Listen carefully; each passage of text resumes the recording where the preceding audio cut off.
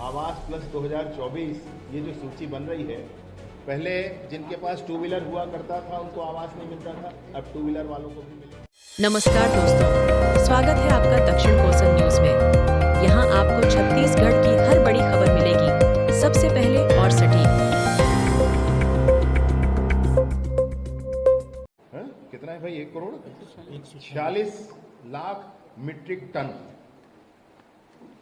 थोड़ा एक बार दोहराएंगे आंकड़ा जो है, मैं इसलिए कह रहा हूं कि आंकड़ा दिमाग में सेट होते होते टाइम लगता है। 1,46,00,000 मीट्रिक टन धान का उपार्जन हुआ है और 1,46,00,000 मीट्रिक टन धान का जो उपार्जन है, इसके समर्थन मूल्य पर किसानों को 33,666 करोड़ रुपया किसानों के खाते में भेजा जा चुका है। 33,666 करोड़ रुपया किसानों के खाते में भेजा जा चुका है। इसके बाद लगभग 850 रुपया प्रति क्विंटल की दर से किसानों को पुनः राशि भेजी जानी। विगत सरकार में जो हुआ करता था कि जो राशि जाती थी वह 4 किश्तों में जाती थी, वो पता ही नहीं चल पाता था किसान को कि कौन सी राशि आई, किसके लिए आई है, ये राशि आई है, ये पेंशन की है या धान की है, वो कंफर्म नहीं हो पाता था, वो राशि खर्च हो जाती थी। माननीय विश्वदेव जी ने कहा कि इसको एक मुश्त देंगे, 4 किश्त नहीं देंगे। तो पिछली बार भी एक मुश्त गया है और अभी मुख्यमंत्री जी ने घोषणा की कि जैसे ही धान की खरीदी समाप्त होगी, सारे किसानों की पूरी राशि एक मुश्त उनके खाते में पहुंचा दी जाएगी। इस सरकार ने यह भी कहा था अपनी घोषणा पत्र से कि 2 साल का जो उस समय का बोनस शेष रह गया था, वह बोनस की राशि भी दे दी जाएगी और वह भी 25 दिसंबर पिछले साल वो राशि सबको दी जा चुकी है। आपसे मैं निवेदन पूर्वक कहना चाहता हूं कि हमारी सरकार में बनने के बाद पिछली सरकार में भी, कांग्रेस की सरकार में भी, उनके घोषणा पत्र में जिसको उन्होंने उस समय संकल्प पत्र कहा था, उसमें उन्होंने कहा था कि 500 रुपया प्रति हर एक महिला को प्रतिमाह देंगे। उसमें उन्होंने कहा था, आपको ध्यान होगा, इसके लिए आंदोलन भी हुए थे कि 500 रुपया आपने कहा कि आज 4-4.5 साल बीत गए, 1 रुपया नहीं दिया किसी महिला को। 4.5 साल नहीं भैया, पूरे 5 साल बीत गए। 500 रुपया कहा था, 5 रुपया नहीं दिया किसी महिला को, पूरा साल बीत गया। अभी किसी ऐसे समझदार लोगों ने माननीय मुख्यमंत्री जी से कहा भी कि आप आखिरी में दीजिए, सब चुनाव के समय देने से फायदा रहता है, ऐसा वैसा। हमारे सरल सीधे मुख्यमंत्री जी ने कहा कि ये सब बातें छोड़िए भैया, वादा किया है माताओं बहनों से तो काम शुरू करिए। और आपको बताते मुझे हर्ष है इस विषय का कि पूरे देश में सभी, किसी भी आप राज्य को ले लें, कोई राज्य नहीं है जो 70 लाख माताओं बहनों को प्रतिमाह 1,000 रुपया दे रहा। ये 70 लाख जो मैं कह रहा हूँ देश में और कहीं नहीं है, छत्तीसगढ़ में।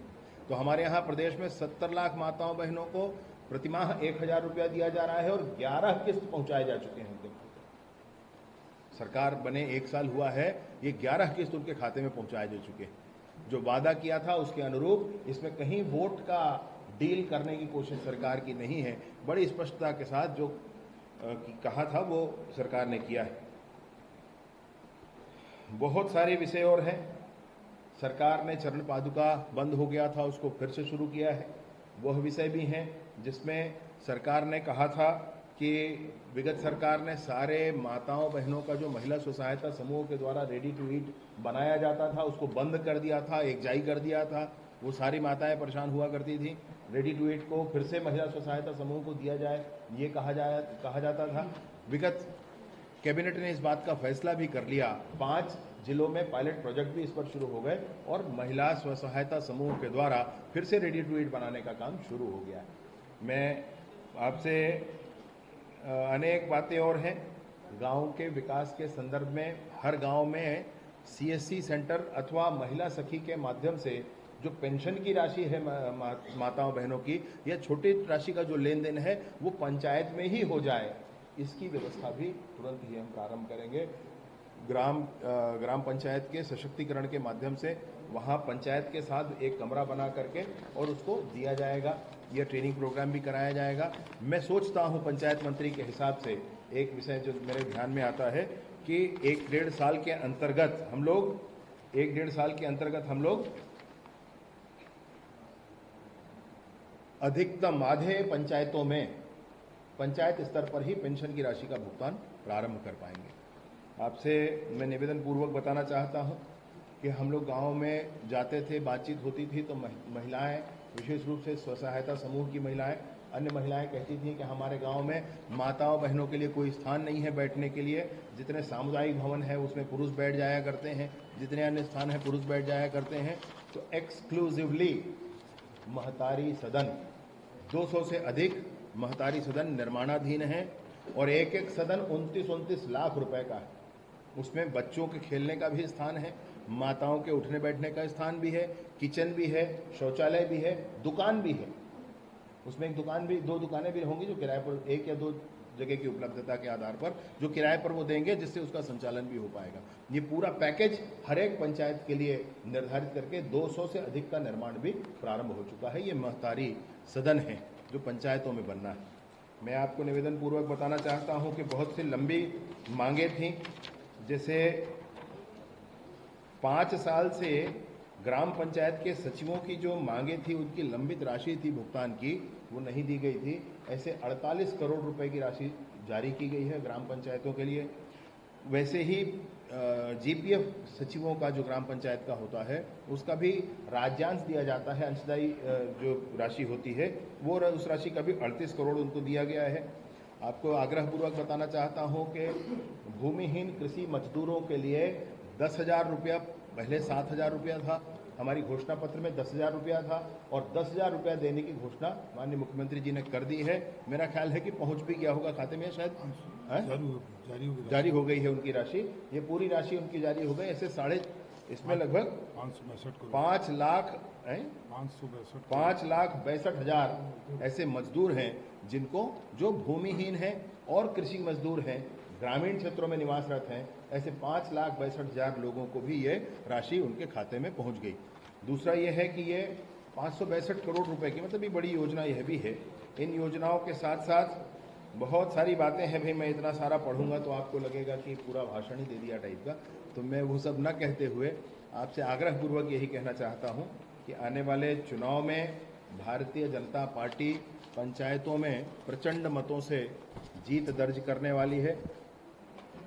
पंचायतों में प्रचंड मतों से जीत दर्ज करने वाली है और उस जीत का आधार कुछ नहीं, इस सरकार की शुचिता के साथ, इस सरकार के द्वारा नतनयन होकर कर्मरत रहने के कारण ही जनता का आशीर्वाद पुनः माननीय विष्णुदेव साय जी और भारतीय जनता पार्टी को जरूर प्राप्त होगा। ग्रामीण क्षेत्रों में चुनाव है, हम उनके संदर्भ में बहुत सारी योजनाओं की चर्चा हमने की। इसके अतिरिक्त उनके मन में संतुष्टि भी होती है इस बात को देखकर कि जिसने पीएससी का घोटाला किया वो जेल के सलाखों के पीछे है। इस बात को समझकर कि अब पीएससी का पढ़ाई करने वाला हमारा गांव का बच्चा भी जब जाएगा परीक्षा देने तो अपनी मेहनत के बूते पर, किसी षड्यंत्र, किसी के पैसे के बूते पर सिलेक्शन नहीं होने वाला है, मेहनत के बूते पर सिलेक्शन होने वाला है। इस बात के लिए भी उनके मन में संतुष्टि है कि जितनी भी भर्तियां सरकार की हो रही हैं, उन सारी भर्तियों के लिए सरकार बिल्कुल चिंता करके शुचितापूर्ण ढंग से ये सारी भर्तियां हों, इसके लिए भी सरकार प्रयत्नशील है। ऐसा उनके मन में संतोष का भाव भी है, ये पता चलता है।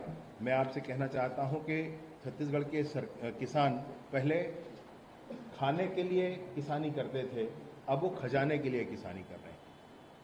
छत्तीसगढ़ के किसान पहले खाने के लिए किसानी करते थे, अब खजाने के लिए किसानी कर रहे हैं। चाहे वो हॉर्टिकल्चर का विषय हो, चाहे वो धान का उत्पादन हो या अन्य किसी विषयों पर, अन्य किसी इसका उत्पादन हो।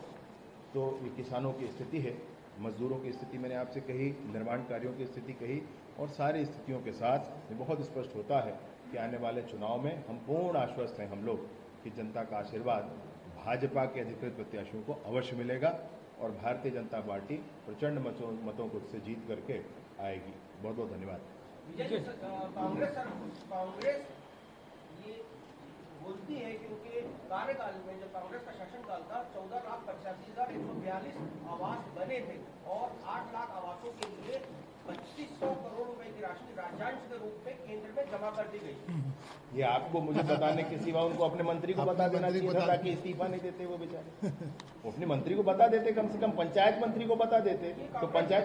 अध्यक्ष का दावा है। मैं कहाँ कुछ कह रहा हूँ, मैं आपसे कह रहा हूँ कि पंचायत मंत्री को तो बता देते जिस विभाग को वो चला रहे हैं, उनको इस्तीफा नहीं देना पड़ता। उनको इस्तीफा देना पड़ गया भाई, उन्होंने कहा कि राज्यांश राज्य की सरकार ने जारी। मैं थोड़े कह रहा हूँ, अगर दे देते तो अपने मंत्री को भी बता देते भाई, और थोड़ी एक आध 2 4 10 बनवा भी देते भाई। वो तो 14,85,142 का वो हर वर्ष जो मैंने एक मिनट मैं बता रहा हूँ, PMAY प्रधानमंत्री आवास योजना, ये वेबसाइट है गवर्नमेंट, सेंट्रल गवर्नमेंट का, उसमें जाकर छत्तीसगढ़ में किस साल कितने आवास बने हम देख सकते हैं।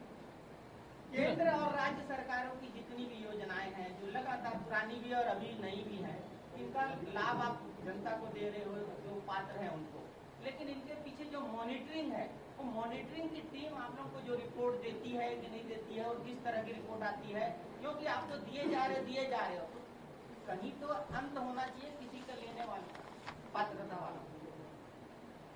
नहीं, मैं सोचता हूँ कि जो आज पैटर्न है, ये पैटर्न चेंज होगा, भविष्य में चेंज होगा। सरकारों को तो देना ही है, देना ही पड़ेगा। आज व्यक्तिगत जा रहा है, कुछ दिनों बाद सामूहिक तौर पर जाएगा, फिर कुछ दिनों बाद और इंफ्रास्ट्रक्चर लेवल पर जाएगा। इस तरीके से वो बात। देखिए, मॉनिटरिंग के लिए मैं विशेष रूप से आपसे कहूँ कि प्रधानमंत्री आवास के लिए हम लोगों ने काफ़ी इसमें मॉनिटरिंग के लिए, मतलब वो बने, खाते में पैसा जा रहा है, डायरेक्ट बेनिफिट ट्रांसफर है, हितग्राही के खाते में जा रहा है। अब इसमें कोई विषय, एक मिनट, तो इसमें कोई विषय नहीं है। दूसरा ये है कि खाते में जाने के बाद भी बन रहा है कि नहीं बन रहा है, इस पर भी चिंता कर रहे हैं। और बहुत सारे इसमें IIM को, IIT को, ऐसे बहुत सारी संस्थाओं को जोड़ करके, यहाँ तक के लायंस क्लब को, हम लोगों ने प्रधानमंत्री आवास के लिए बहुत सारे प्रवचनकर्ता महाराज जी लोगों से भी आग्रह किया कि आपके प्रवचन में भी विषय आ जाए कि जब आप आवास बना रहे हो तो कैसे ढंग से उसको बनाना है।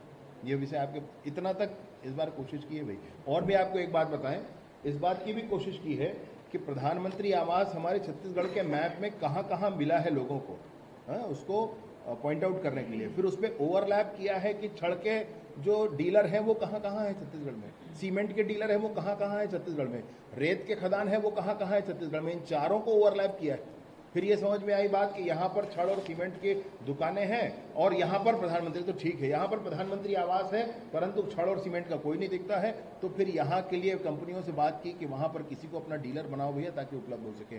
साथ ही साथ आपको एक बात और बताऊँ कि हमने कूपन जारी कराए हैं प्रधानमंत्री आवास वालों को, विशेष रूप से छड़ वाले और सीमेंट वाले सब्सिडी देंगे करके किया है भाई, काफी मेहनत। जी राम मंत्री जी, ये आपके माननीय विष्णु जी की सरकार गरीबों की बहुत चिंता कर रही है और PM आवास योजना के साथ बहुत सारे मकान भी दिए हैं, मगर उनकी स्थिति क्या है इसका आकलन नहीं कर पा रही है। कई मकानों में सीपेज है और जो रहने वाले लोग हैं उनको पानी नहीं मिल पा रहा, बिजली नहीं मिल पा रहा, तालाब में नहाने के लिए जा रहे हैं। जल जीवन मिशन के माध्यम से, जल जीवन मिशन पे पानी दे रहे हैं। आपके लेमरी करके आसपास है, वहाँ पे ये PM आवास बना है, PM आवास, वहाँ भी ये स्थिति है। PM आवास नहीं क्यों नहीं शेयर कर, बिल्कुल करिए। वो तो हम सबका दायित्व है भैया। 18 लाख आवास जो बन रहा है वो सबका दायित्व है। इसलिए मैंने आपको बताया कि अभी हम लोगों ने एजुकेशन इंस्टीट्यूशंस को भी जोड़ा हुआ है, जो NGOs हैं बहुत सारे उनको भी जोड़ा हुआ है, इसकी मॉनिटरिंग के लिए ही जोड़ा हुआ है। आवास, मुझे अगर प्रधानमंत्री आवास मिलता है तो खाता, मेरे खाते में पैसा आएगा। आइडियली मुझे खुद अपना घर बनाना है, सरकार नहीं बनाती है, आपको मतलब ध्यान कराऊं मैं, मुझे खुद अपना घर बनाना है। मेरा घर जैसे प्लिंथ लेवल पर होगा, लेंटर लेवल पर होगा, फिनिश होगा, तो उस दिशा में जियो टैगिंग करने वाला टैगिंग कर देगा और मेरे खाते में पैसा आता जाएगा। मुझे किसी को देना नहीं है बनाने के लिए। तो सीपेज ना हो ये मेरी ही जिम्मेवारी। ये हितग्राही के स्वयं, माने सरकार बना कर नहीं देती है घर, घर स्वयं बनाया जाता है भाई। हाँ दिलीप भाई, दिलीप जी परियोजना में एक मिनट, पंकज जी एक मिनट, दिलीप जी का दो एक एक करके। पिछली सरकार ने ग्रामीण क्षेत्रों में वो थानों में रूरल इंडस्ट्रियल पार्क बहुत सारे इंडस्ट्रियल पार्क विकसित किए थे। उसको लेकर कोई निर्णय लेगी सरकार? रीपा के विषय पर एक अध्ययन हुआ है। मैंने अब एक कहावत है कि अंधा पीसे और कौन खाए टाइप का वो हिसाब था। क्यों वो बड़े बड़े मैंने इंस्ट्रूमेंट्स वहाँ लाकर रख दिए गए, क्यों बड़ी बड़ी मशीनरी वहाँ लाकर रख दी गई, किसी को पता नहीं है। आज रीपा वालों से फिर पूछो तो वो पता चलता है कि यहाँ पर क्या क्या है तो नहीं मालूम है। तो खोल कर देखो भाई एक बार क्या है, सप्लाई अगर हुआ है तो। और सब में ग्राम पंचायतों को बना दिया क्या एजेंसी, ग्राम पंचायतों को एजेंसी बना दिया तो सारी जिम्मेवारी आ गई ग्राम पंचायतों के ऊपर। खेल कर दिया बड़े बड़े अधिकारियों ने, बड़े बड़े नेताओं ने। खैर जो इंफ्रास्ट्रक्चर बनकर रखा हुआ है उस पर 3-4 ऑप्शंस पर हम लोग काम कर रहे हैं, किसी न किसी एक विषय पर उसका अच्छा उपयोग किया जाएगा। सर, आपने चुनाव के पहले आवास के साथ साथ 14-15 वित्त की बात कही, जड़बन से पैसा पंचायतों में आता है। 11,200 पंचायतों में जो 14-15 वित्त का पैसा आया उसमें या तो कमीशन भरी की गई या उस पैसे को डायरेक्ट उसके मद को चेंज कर दिया गया। उसकी कार्रवाई अभी तक देखने को नहीं मिली। नहीं, 15वें वित्त पर मद का परिवर्तन हो ही नहीं सकता। मैं पंचायत चुनाव लड़कर आया हूं आपके सामने।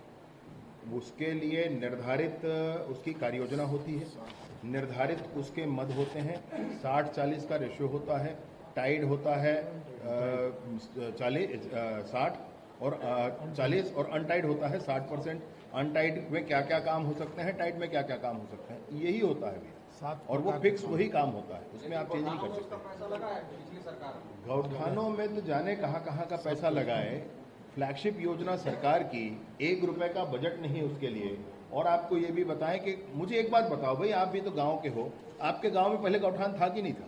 एक बात तो क्या हुआ पिछली सरकार में? गौठान में बोर कर दिया, यही ना भाई। गौठान तो हर गांव में गौठान है भाई, शुरू से ही गौठान है। कभी नहीं था गौठान गांव में, ऐसा है क्या? तो हर गांव में गौठान था, बस ऐसे ही किया जी। एक लीग से हटके एक सवाल पूछूं। लीग से भी एक छोटा सा है कि पंचायत में ही रखें, इसलिए तो बाद में हो जाना। चलिए भैया ठीक है। धर्मांतरण का पिछले अभी गोवा में जो केस हुआ, आज एसपी साहब से मिलने गया, क्यों नहीं रुकता धर्मांतरण? रुकेगा भैया, सब्र कर लीजिए, सब रुकेगा। जी महोदय एक सवाल। आखिरी एक इस तरह बात नहीं कर लेंगे। विषयों को लेकर के आपने सुझाव जो ये है, दूसरा पत्र कब आएगा? लोगों का भी ये इंतजार है। काहे का? नगरीय निकाय घोषणा पत्र आ जाएगा कि बहुत जल्दी कमेटी बनाएगा। आरक्षण लागू किया गया, आरक्षण के बाद कई सामान्य सीटों में ओबीसी उम्मीदवारों को उतार दिया। सामान्य सीट सामान्य नहीं होता भैया, सबको अनरिजर्व होता है, अनारक्षित होता है, सबको उसमें लड़ने कोई भी का हो सकता है। घोषणा पत्र मैं सोचता हूं कि मैं समिति से बात करूंगा और जल्द ही आएगा। आ जाएंगे अंतिम प्रश्न लेते हैं भैया। बाकी भाजपा के लिए आपने चिंता की, इस बात का बहुत बहुत धन्यवाद आपको। महोदय, माना नगर पंचायत आज तक राजस्व ग्राम घोषित नहीं हुआ, जिसकी वजह से वहाँ प्रधानमंत्री आवास योजना का किसी को लाभ ही नहीं मिल रहा, जबकि घोषणा की जा रही है चुनाव के बाद हो जाएगा, चुनाव के बाद हो जाएगा। क्या नहीं हुआ कहा आपने? माना नगर पंचायत क्या नहीं हुआ? राजस्व ग्राम घोषित नहीं हुआ। नगर पंचायत है, राजस्व ग्राम घोषित करवाएंगे कैसे? मतलब वो तो वनांचल क्षेत्र में होता भाई मैं है। जो कह रहा हूँ आप मुझे बताओ। आप कह रहे हैं माना नगर पंचायत राजस्व ग्राम घोषित नहीं हुआ, तो नगर पंचायत है तो कैसे राजस्व ग्राम घोषित हो जाएगा? नगर पालिका के लिए भी बोला गया था। अभी देखिए, अब जो भी हो एक बार आप कंफर्म कर लीजिए। सर मैं आखिरी सवाल।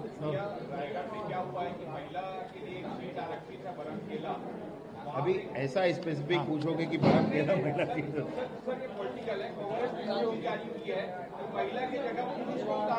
कोई नहीं, मैं इसको प्रिंटिंग मिस्टेक भी मान सकता हूं भाई। मेरा कहना है कि वो ठीक कर लेंगे उसको, हो सकता है किसी टाइपिंग भैया भैया सुनो ना खत्म अगर बहुत चलत रही। चलिए हाँ ये प्रश्न तो होना चाहिए। आप उसमें अधिकार रखते हैं। नहीं, एक मिनट, एक बहुत अच्छा प्रश्न है। मैं एक बार आपको स्पष्ट करना चाहता हूं कि जो नया आवास प्लस 2024 ये जो सूची बन रही है, पहले जिनके पास 2 व्हीलर हुआ करता था उनको आवास नहीं मिलता था, अब 2 व्हीलर वालों को भी मिलेगा। पहले जिनकी आय 10,000 रुपए तक होती थी उनको आवास नहीं मिलता था, अब 15,000 तक वालों को आवास मिलेगा। तीसरा, जिनके पास पहले मोबाइल फोन हुआ करता था वो मोबाइल फोन छुपा दिया करते थे, उनको आवास नहीं मिलता था। अब मोबाइल फोन है तो भी आवास मिलेगा। पहले थोड़ी मोड़ी जमीन वालों को आवास नहीं मिलता था, अब उनको भी आवास मिलेगा। जिनके पास 2.5 एकड़ सिंचित अथवा 5 एकड़ तक असिंचित भूमि है उनको भी आवास मिलेगा, लेकिन आवास उसको नहीं मिलेगा जिसका पहले से ही बना आवास है। भैया